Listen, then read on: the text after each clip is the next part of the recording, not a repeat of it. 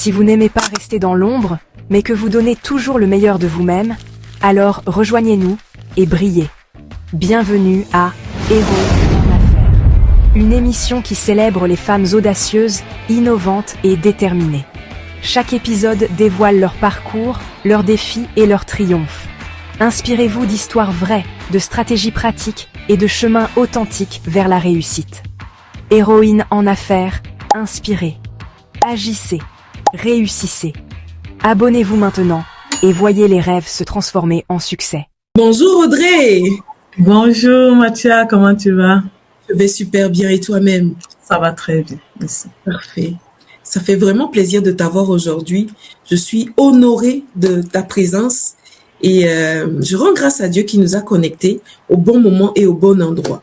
Yes. Je vais te laisser te présenter. Ne cache rien. Dis-nous tout. C'est qui Audrey? En fait, c'était un plaisir déjà d'être là sur cette plateforme-là. Je rends grâce à Dieu pour cela et je bénis le Seigneur pour cette initiative que tu as lancée.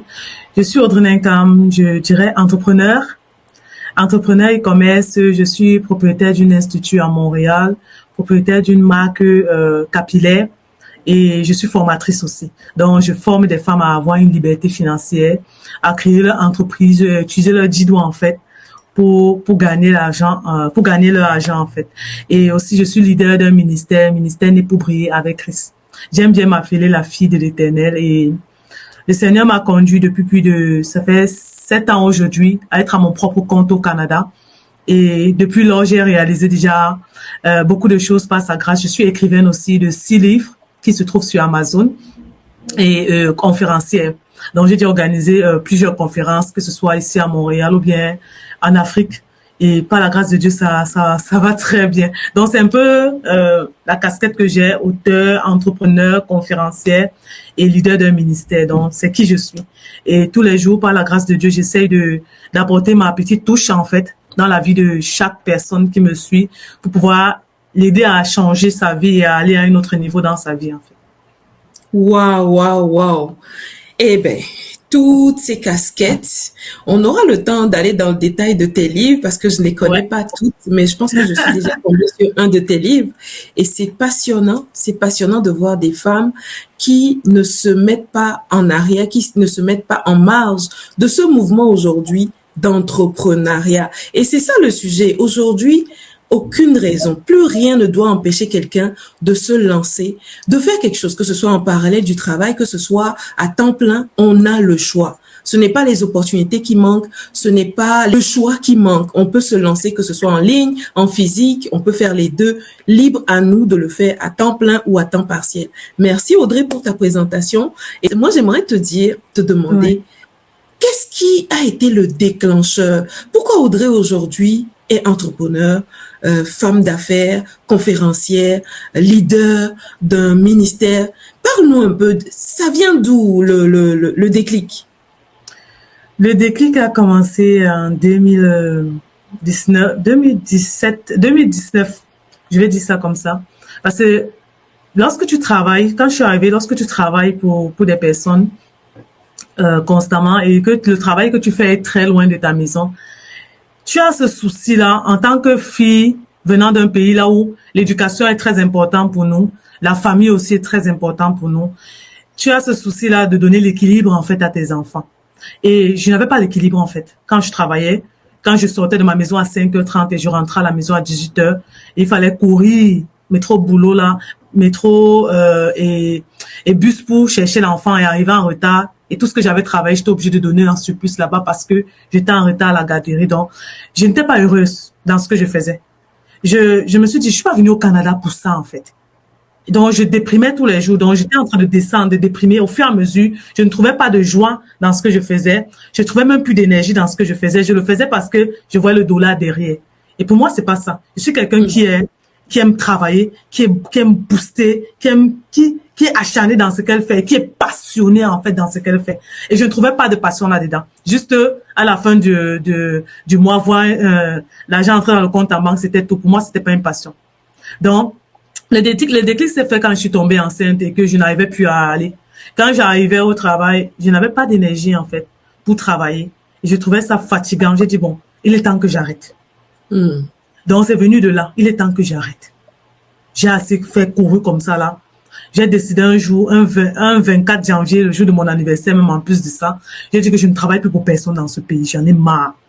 Mm. Quand je le disais, je ne savais pas ce que ça devait. C'est que tout cela devait concourir après.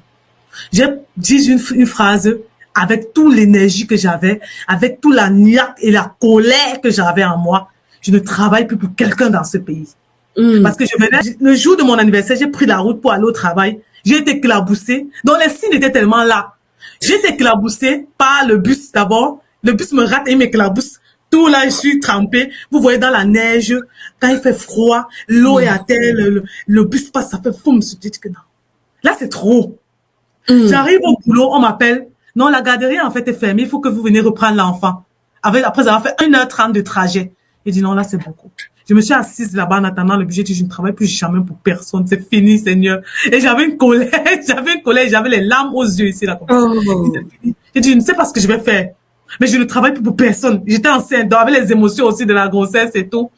Je suis rentrée à la maison, je me suis assise. J'ai dit, c'est fini, congé. C'est bon. Je n'ai plus travaillé pour personne jusqu'à aujourd'hui.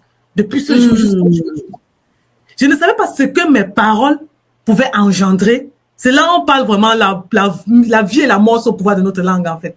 Je ne savais pas ce que ma parole pouvait engendrer, mais aujourd'hui, je remercie le Seigneur de m'avoir fait sortir ça de ma bouche, en fait. Yes. Donc, c'était là le déclic. J'ai commencé à prendre soin de moi, ma grossesse. Et à la maison, j'ai commencé à... Les gens que j'avais rencontrés, j'ai commencé à dire, mais qu'est-ce que je sais faire? Je suis à la maison et je ne veux pas rester comme ça. Je ne suis pas une femme qui reste comme ça.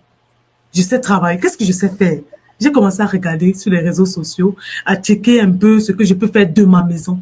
Et j'ai commencé à tresser de ma maison, en fait.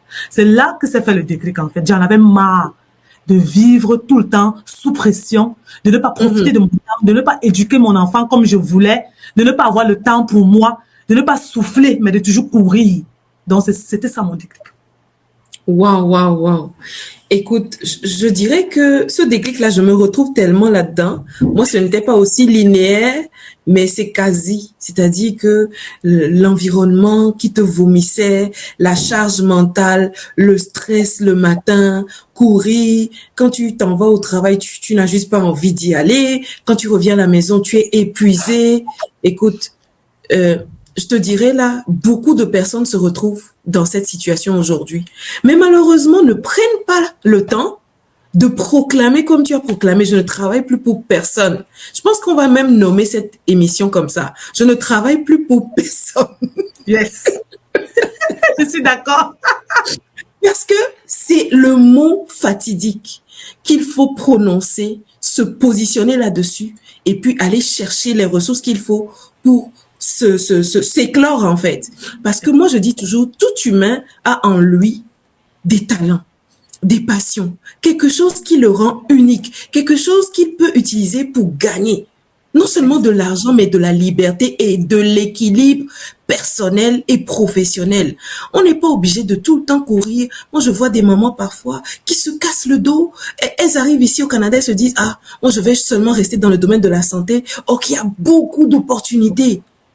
Il y a beaucoup d'opportunités. C'est pour ça que j'allais même te dire, qu'est-ce qui a fait que tu t'es positionné plus dans le domaine, on va dire, des services, dans le domaine plus de la beauté, en fait? Qu'est-ce qui a fait que tu t'es positionné? Je sais que tu as des talents qui vont probablement te guider, mais quel a été le renforcement de ce positionnement? Je me suis positionnée dans le domaine de la beauté parce que l'histoire pour la beauté, c'est depuis l'enfance, en fait. J'aime me chuchoter. J'aime que la femme soit belle de l'intérieur et de l'extérieur. Yes. Ça, c'est ma vision depuis toute petite, en fait. Et autour de moi, je me suis rendu compte que beaucoup de femmes, surtout quand j'étais jeune, dans mon pays d'origine, beaucoup de femmes ne prenaient pas soin d'elles. C'était un problème véritable parce que les femmes ne s'aiment pas et ne s'acceptent pas. Je me suis rendu compte que le problème est intérieur et le problème est extérieur. Donc, j'ai décidé d'entrer dans ce domaine de la beauté. Pourquoi? Parce que je voulais valoriser la femme. Moi, ça me valorisait moi et ça valorisait les autres, en fait. C'est pour ça que j'ai décidé d'entrer dans le domaine de la beauté. Et j'ai commencé par tout ce qui est cheveux, tout ce qui est tresses, perruques et tout ça là. Et au fur et à mesure, parce que quelque chose, une vision n'est pas linéaire, ce n'est pas comme ça. Une vision n'est pas comme ça. vision a des penchants. Tu vas aller de gauche, tu vas aller de droite, tu vas aller. C'est ça qui fait la vision, en fait. Donc, j'ai commencé comme ça, mais au fur et à mesure, la vision s'est affinée, en fait. Maintenant, aujourd'hui, j'agis à l'intérieur et à l'extérieur de la femme. Donc, j'ai des produits de beauté, j'ai des choses pour la beauté, l'Institut pour la beauté de la femme, et aussi j'ai des formations qui agissent à l'intérieur de la femme pour faire ressortir celle qu'elle est réellement, celle que depuis l'état de naissance, elle était. Et aujourd'hui, elle a été changée, elle a été modifiée à cause de tous les tracas, de tous les dégâts, de toutes les difficultés, de tous les traumas qu'elle a vécu. Elle a modifié consciemment ou inconsciemment son être. Donc, c'est pour ça que j'agis dans les deux côtés, en fait. Je suis une femme née pour les femmes, en fait. Je suis une femme née pour les femmes. C'est pour ça que je suis entrée dans le domaine de la beauté, parce que c'est plus accessible aussi. Il faut qu'on se dise, c'est quand même plus accessible de commencer de ses 10 doigts par la beauté. C'est plus accessible. Et c'est un domaine là où il y a déjà les traces, en fait. Il y a déjà des aboutissants. Il y a déjà des gens que j'ai vus qui ont commencé et qui se sont trouvés qui sont à l'aise dans ce domaine-là. Donc, je me suis dit, vu l'actif des autres qui ont commencé et ça a marché, pourquoi ne pas aussi me positionner pour que ça fonctionne? Et de ma maison, c'était plus facile, en fait, de faire venir des gens et de les tresser, en fait, de ma maison. De prendre soin de leurs cheveux de ma maison, en fait. Donc, c'est comme ça que j'ai décidé de me lancer dans ce domaine-là, parce que j'avais ce qu'il fallait, même 10 doigts. Mais 10 doigts pour commencer là dans la beauté, j'avais déjà ce qu'il fallait. Donc, j'ai commencé avec ce que j'avais sur place. C'était mes 10 doigts, en fait. D'accord. Waouh. C'est puissant ce que tu viens de dire, hein. Tu as commencé avec tes 10 doigts. Tu as vu les gens qui sont déjà dans ce domaine et qui font du résultat. Tu t'es dit, pourquoi se casser la tête? Je vais aller chercher ma part du gâteau. Je vais aller me positionner dans un domaine qui fonctionne déjà. Sans pour autant mettre mes dévanciers comme des concurrents ou des gens que j'ai envie. Aujourd'hui, hein, moi, je vois beaucoup de femmes comme toi qui sont stressées, qui ont déjà des capacités avec leurs 10 doigts. Mais elles se disent, je veux le faire, mais elle veut atteindre le résultat que toi, tu as atteint en 10 ans ou en plus de 5 ans. Elle veut atteindre ce résultat rapidement, sans savoir qu'il faut se former. Il faut même aller prendre conseil chez les devanciers. Et c'est dans ce sens que je vais te demander, est-ce que tu as eu à faire des formations? Comment ça s'est fait, en fait, ton évolution? Ok. Oui, j'ai eu à faire des formations. La première des choses que j'ai commencé avant d'arriver ici, j'ai passé 6 mois dans un grand salon de coiffure, là où on coiffait plus des élites de mon pays, en fait. Donc, j'ai passé beaucoup de temps là-bas à regarder, en fait, comment les femmes aiment prendre soin d'elles, en fait. Ceux qui ont l'argent prennent soin d'elles. Vous voyez un peu. Elles ont des exigences, en fait. Donc, j'ai passé beaucoup de mon temps là-bas, pratiquement 6 mois à 8 mois, à regarder comment les femmes prennent soin d'elles, à toucher leurs cheveux, à regarder les exigences qu'elles avaient, en fait, pour qu'elles soient belles, pour se sentir à l'aise sur leurs cheveux et tout. Donc, j'ai appris déjà. Donc, c'était une formation pour moi qui me permettait de travailler, de toucher de mes 10 doigts ce que je savais faire là-bas. Et quand on parle d'une institut, d'un salon, il y a beaucoup de choses qu'on fait dans un salon. Et là-bas, elle faisait beaucoup de choses. Donc, j'ai appris à toucher à beaucoup de choses, coiffure, perruque, entretien des cheveux, les capillaires, tout ça. Donc, j'ai touché tout ça là-bas. Ça, c'est la première formation, je dirais, pratique que j'ai commencé. Déjà, toute petite, je savais déjà toucher les cheveux, tresser, tout ça, mais il fallait que j'aille voir une professionnelle, en fait, pour pouvoir mieux bonifier, en fait, ce que j'aimais faire de mes 10 doigts. Et j'étais passionnée par ça. Donc, je partais toujours à l'heure et je rentrais toujours tard et je voyais ce qu'elle faisait. Donc, ça, c'est la première formation que j'ai fait. Quand je suis arrivée ici au Canada, j'ai pris la formation en entrepreneuriat déjà parce que mon but, c'était vraiment d'être entrepreneur. Donc, quand je suis arrivée, j'ai dit que, puisque ma passion d'être entrepreneur, comment être entrepreneur au Canada? Donc, je suis allée me former. C'est 4 mois de formation pour être entrepreneur au Canada. J'ai fait mon projet. J'ai exposé ce projet-là devant des personnes, ce que je voulais faire. Et aujourd'hui, je suis en train de faire, curieusement, je suis en train de faire ce que j'avais exposé, que je devais faire. Je ne savais pas comment ça devait se passer, mais j'avais exposé ça. Et aujourd'hui, je suis en train de faire ça. Donc, j'ai pris cette formation-là qui m'a dit les cas pratiques, les choses, comment ça fonctionne au Canada en tant qu'entrepreneur, les enregistrements et tout. J'ai pu faire ça. Et après ça, j'ai entamé maintenant une autre formation, en e-commerce, en fait, pour pouvoir savoir comment ça fonctionne en e-commerce, c'est-à-dire les publicités, comment être une e-commerçante, comment vendre en ligne, comment se positionner en ligne et tout ça là. J'ai fait cette formation-là et j'ai j'ai pu, au travers de cette formation-là, me positionner en ligne pour être une e-commerçante et aussi former des autres par rapport à ça. Après ça, je suis allée à l'université. J'ai fait 2 ans à l'université. J'ai arrêté parce que vraiment, c'était pas mon truc. J'ai fait 2 ans à l'UQAM ici, à l'UQAM. Et j'ai dit non, c'est pas ma chose, en fait. Et quand je le faisais plus pour faire plaisir même à mon époux. Parce que lui, c'est quelqu'un qui aime l'école. Je faisais plus pour faire j'étais en parallèle entre les deux, en fait. Et je me suis rendu compte que je donnais plus mon énergie à mon business, à ce business-là, à créer cette entreprise que donner mon énergie à l'université. Donc, j'ai dit, bon, ça sert à rien de se voiler les yeux. Ça sert à rien de perdre mon temps à faire quelque chose qu'en fait, je ne donne même pas l'énergie là-dessus. Certes, je passais mes sections, mais je sentais que c'était pas moi. Je n'étais pas à l'aise. Donc, j'ai dû arrêter. Je le dis, j'ai arrêté. J'ai un master en ressources humaines dans mon pays. Je suis venue pour continuer ici, mais j'étais pas à l'aise. Je sentais l'énergie que je donnais pour mon business était encore plus grande et j'avais cette liberté, cette passion-là quand je parlais aux gens, quand je vendais mes produits, je dis non, c'est ça. Je vais continuer dans ça. Et c'est là où j'ai arrêté l'université et j'ai continué j'ai continué avec l'entrepreneuriat, le business. Je me suis formée aussi beaucoup en ligne, en fait. J'ai fait beaucoup de formations en ligne. Je me suis auto-formée aussi avec tout ce qui existe sur YouTube, sur Google que les gens ignorent. Mais avec l'outil, avec Google, avec YouTube, tu peux te former aussi rapidement, facilement. Et je suis quelqu'un qui est autodidacte. Donc, je sais appliquer ce que j'écoute, en fait. Et au fur et à mesure que j'ai appliqué, je me suis rendu compte que, waouh, en fait, je maîtrise ceci. Au fur et à mesure d'appliquer, je maîtrise cela. Donc, c'est un peu comme ça que je me suis formée. Je me suis aussi formée en leadership, en fait, pour pouvoir apprendre à gérer, avoir un bon leadership, gérer je veux pas dire mes troupes, mais gérer mes collaborateurs, en fait, Oui. travail et tout, gérer aussi le ministère. Donc, j'ai dû être à côté des personnes qui ont réussi dans ce domaine-là, dans le e-commerce. Je suis restée à côté de ma mentor, dans le domaine du ministère, je suis restée à côté aussi de ma mentor de ce domaine-là. Et j'ai grandi aussi, en fait. Yes. En les aidant et en les écoutant, j'ai aussi appris beaucoup d'elle, en fait. Donc, c'est un peu comme ça que j'ai grandi et que je suis celle que je suis aujourd'hui. Waouh. C'est inspirant ton parcours et c'est le parcours typique des personnes assoiffées, des gens qui veulent faire de l'impact et je suis sûre que tu continues même à te former même aujourd'hui. Bien sûr.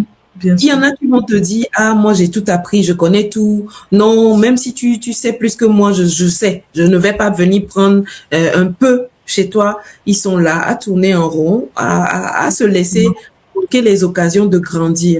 Et exactement. Je bénis le ciel parce que tu en as parlé des mentors, des dévanciers, des personnes qu'on doit travailler avec, qu'on doit aider parce que c'est du donnant-donnant. Et quand tu sèmes dans quelqu'un, la personne est obligée de semer en toi.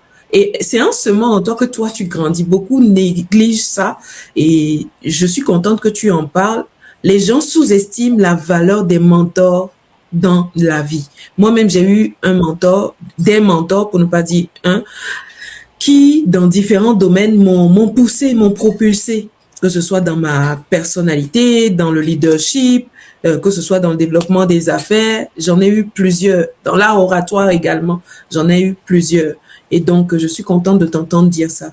Héros en affaires. À t'entendre, on allait dire que tout a été rose. Parle-moi des défis. Les défis qui ont failli même te faire abandonner. Même si ta mission était claire, ta vision était claire.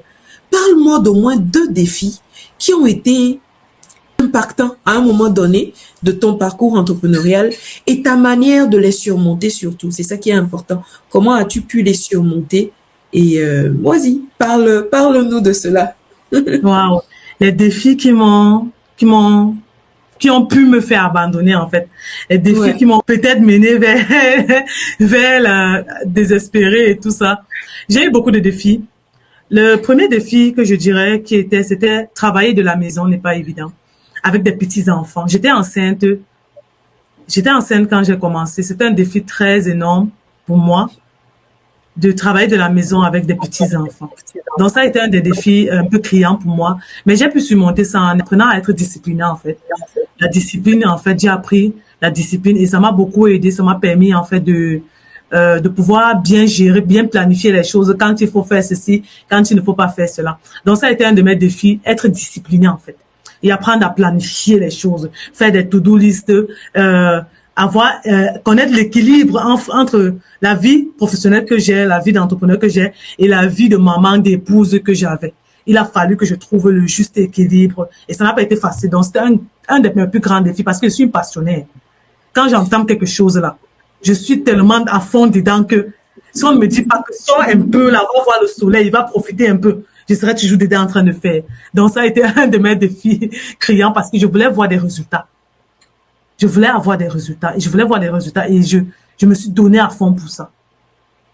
Donc, en me donnant à fond, j'ai négligé certains côtés. Mais après, j'ai appris à faire l'équilibre, en fait, de toutes ces choses. Donc, ça a été mes premières choses. La deuxième des choses, ça a été de m'imposer, en fait.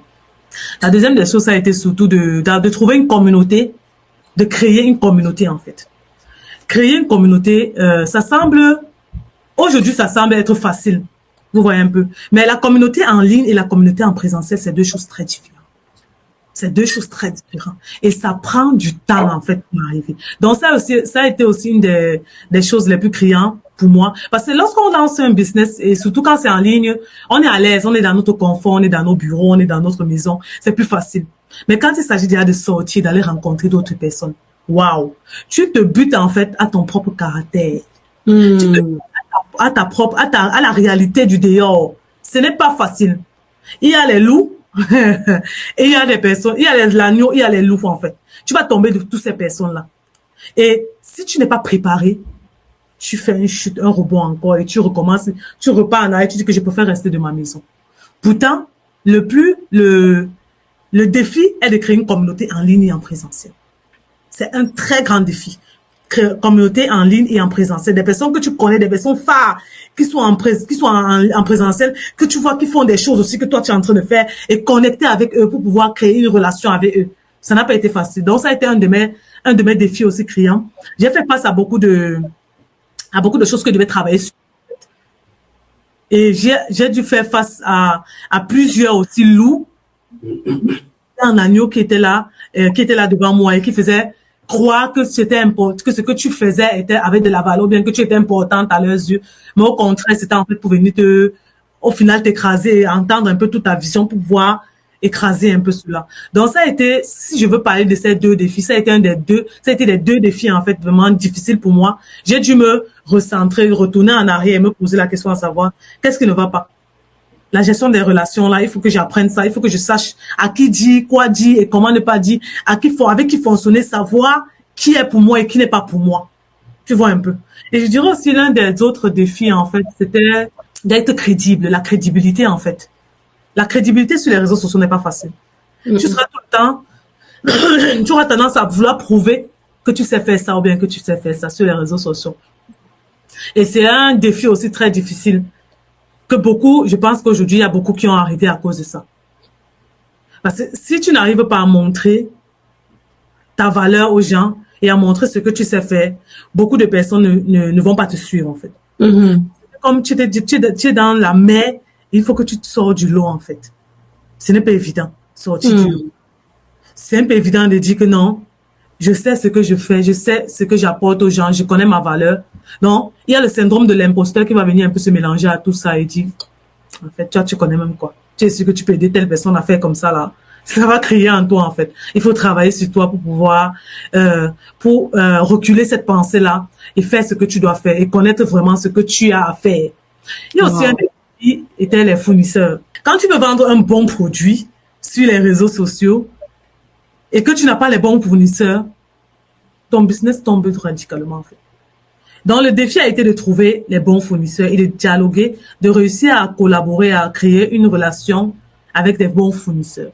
Ça m'a pris du temps et beaucoup d'argent, mais j'y suis arrivée. Surtout quand on parle de fournisseurs, quand il s'agit de tout ce qui est beauté, cosmétique ou bien perruque, cheveux, ce n'est pas évident. Non. De trouver sur les bons. Il faut que tu investisses d'abord. Il faut que tu investisses dans la recherche et en plus dans le test. Le testing, oui. Tu vois un peu. Donc, ça m'a pris aussi beaucoup de temps. Et lorsque j'ai trouvé le bon, j'ai dit, oh Seigneur, merci. Parce que quand tu as le mauvais, les retours des personnes, avec les cheveux que tu vends qui est mauvais, les gens ne reviennent plus vers toi. Et au début, j'ai eu ce problème-là, en fait. J'ai voulu même m'abandonner à cause de ça et dire, mais finalement, le bon se trouve où? Finalement, le bon se trouve où? Si depuis je cherche des fournisseurs, j'investis, je teste, après finalement les autres, les gens ne sont pas satisfaits. Finalement, ça sert à quoi? Tu prends des grosses commandes, au final, tu perds ces grosses commandes. Au final, tu te rends compte que la majorité des produits que tu as pris ne sont pas de bonne qualité. Qu'est-ce que tu fais? Tu fais comment? Tu vends ou bien tu jettes? Donc, ça aussi un de mes défis. Et le dernier défi que je pourrais parler du défi d'entreprendre dans mon pays d'origine, donc loin de là où je suis. Ça, là, vraiment, ça, c'est vraiment toute une émission, en fait, si on veut parler de ça, parce que j'ai essayé d'entreprendre dans mon pays d'origine. J'ai perdu beaucoup d'argent. La première chose que j'ai d'abord perdu $5,000 pour le premier coup. Parti comme ça, $5,000 américains, en fait. Parti comme ça, là, en prenant des marchandises, en essayant de les revendre dans mon pays d'origine. Tu te butes à la qualité, à la mentalité des personnes là-bas. Les gens qui ne comprennent pas ta vision pour un départ, même si tu parles n'importe comment, ils ne comprennent pas ta vision. Donc, j'ai été découragée.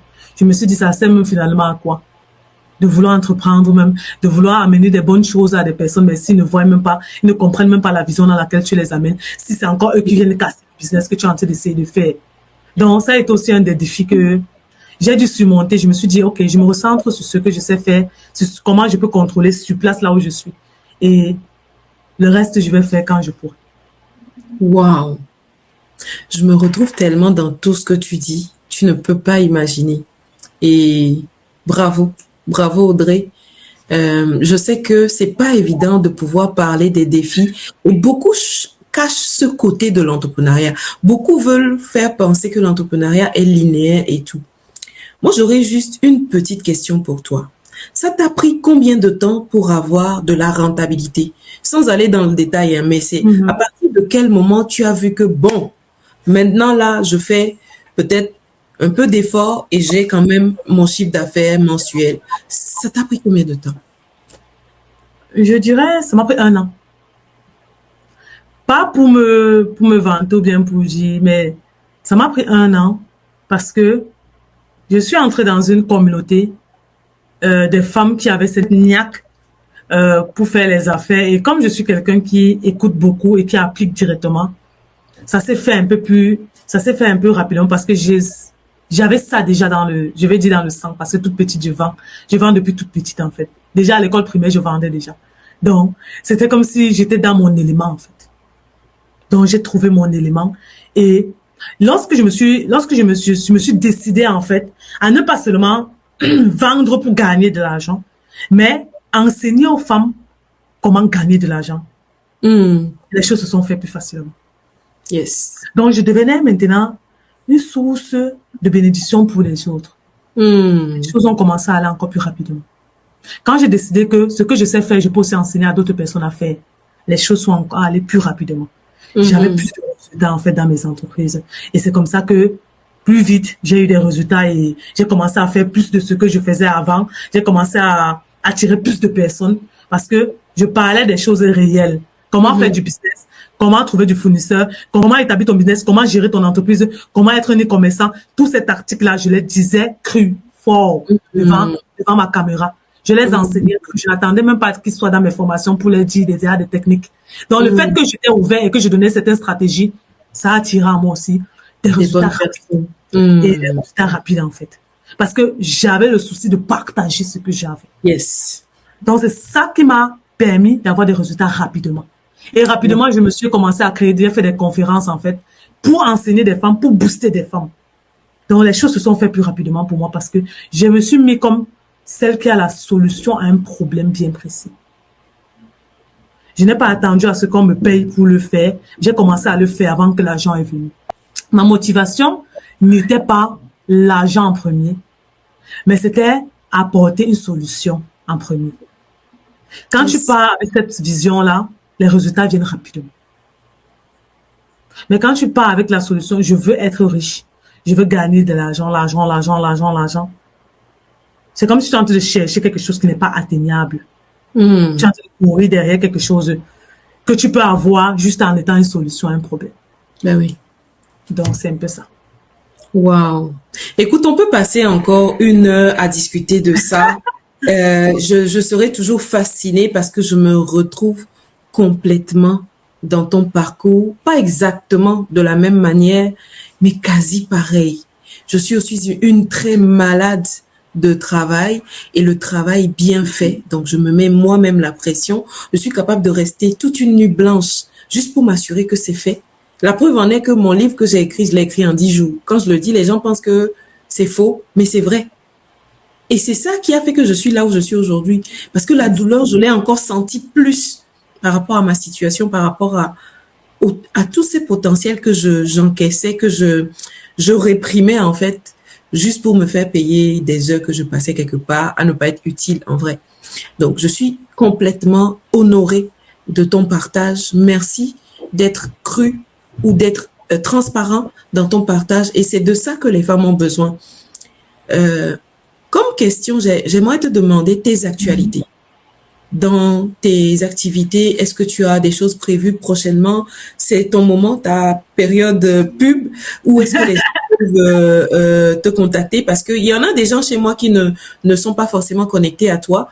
Où est-ce qu'ils peuvent te contacter? Qu'est-ce que tu as là ce mois-ci ou dans les prochains mois qui s'en vient, que tu aimerais que les gens viennent s'intéresser? Fait que tu as l'honneur. Ok.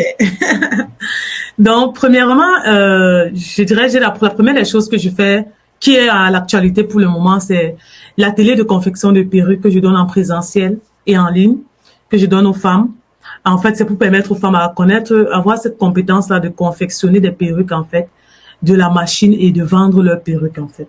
Donc, nous donnons un atelier le 15 février en présentiel, cela en présentiel. Il y a ce qui est en ligne constamment. Donc, de sa maison, elle peut suivre les cours à son rythme et elle apprend comment confectionner la perruque. Je lui donne des fournisseurs, le dialoguer avec des fournisseurs. Je lui montre comment vendre ses perruques. Regarde, j'ai 7 années d'expérience là dans ce domaine. Donc, tous les rouages de la vente de perruques, de comment, au travers d'un seul business, tu peux avoir 5 sources de revenus. Avec ce domaine-là, je maîtrise tout ça. Donc, je les apprends tout ça au courant de l'atelier que je fais d'un jour ou bien l'atelier de 2 mois que je fais. Donc, c'est-à-dire une formation avec suivi à son rythme, en fait.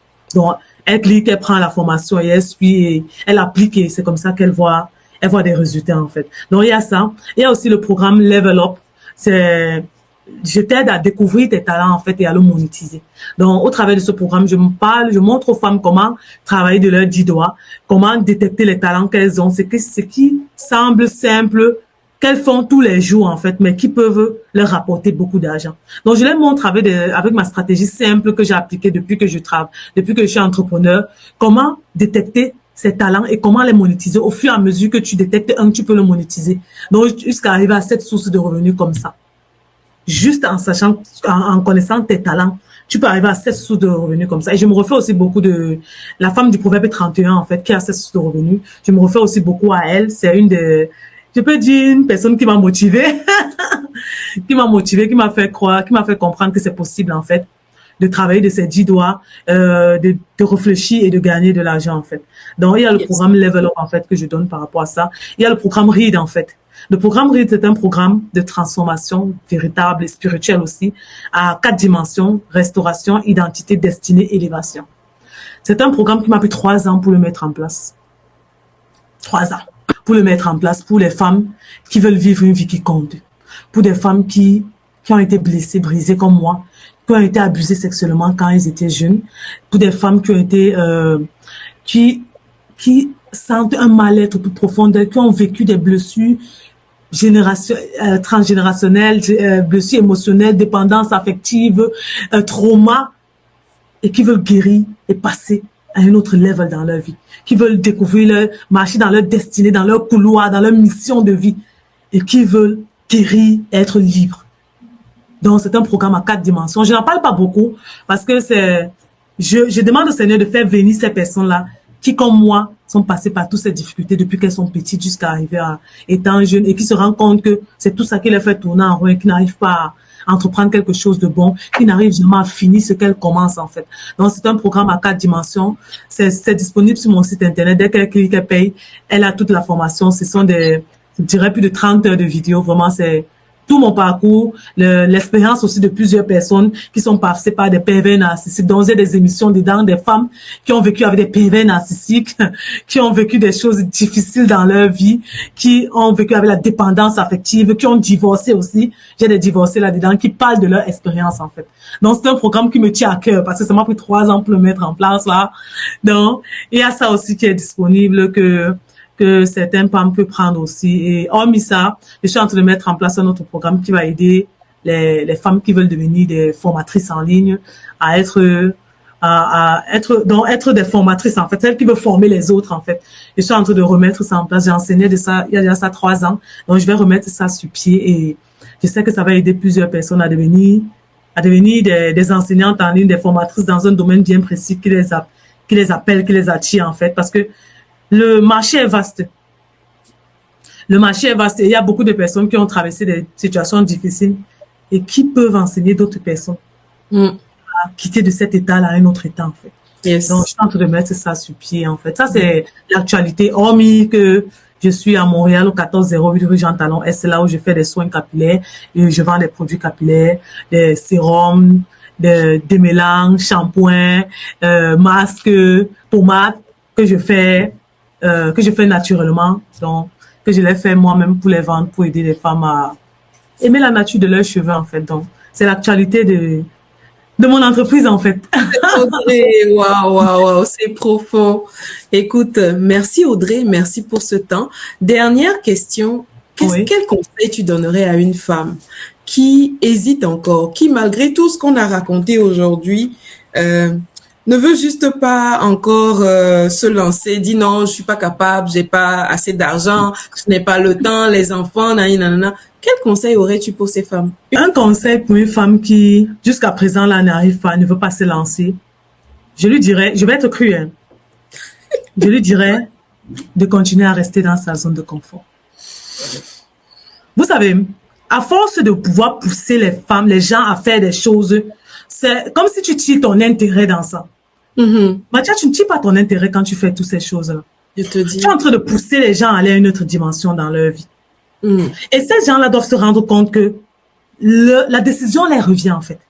Si depuis tu écoutes les émissions de Mathia et que tu ne passes pas à l'action, il y a un problème quelque part. Ça veut dire que le problème, c'est toi qui aimes ta zone de confort. Et au lieu de te dire de sortir de ta zone de confort, de te lever, de passer à l'action, moi, je te dirais en 2025 de rester dans ta zone de confort. Reste là-bas. Zappe la télé. Soit cette femme-là qui est fatiguée, épuisée mentalement, là, qui ne veut rien faire pour sortir de cet épuisement. Soit cette femme-là qui sait qu'elle a le talent, mais qui ne veut pas passer à l'action pour que ce talent, parce que à la fin de la journée, c'est la décision que tu prends qui change ta vie.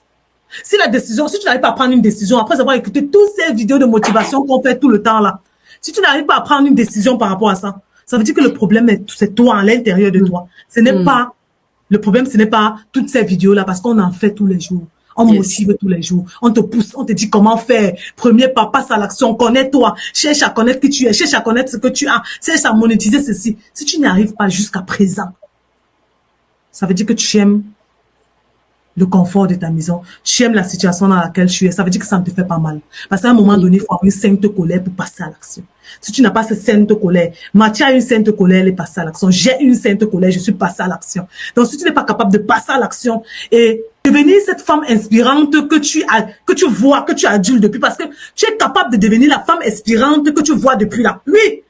Celle que tu adules là, qui dit, mais elle fait ça comment? Tu es capable de devenir ça demain. Yes. Tu ne peux pas arriver à dire que moi aussi, je suis capable d'être à ce niveau-ci demain et de faire le premier pas. Tu ne vas jamais le faire. Aujourd'hui, cette année, si je ne motive plus, tu ne veux pas passer à l'action, ne passe pas à l'action. Reste chez toi. Zappe ta télé, vois tes séries, gronde tes enfants, sois mal dans ton corps et fais le travail que tu n'aimes pas tous les jours.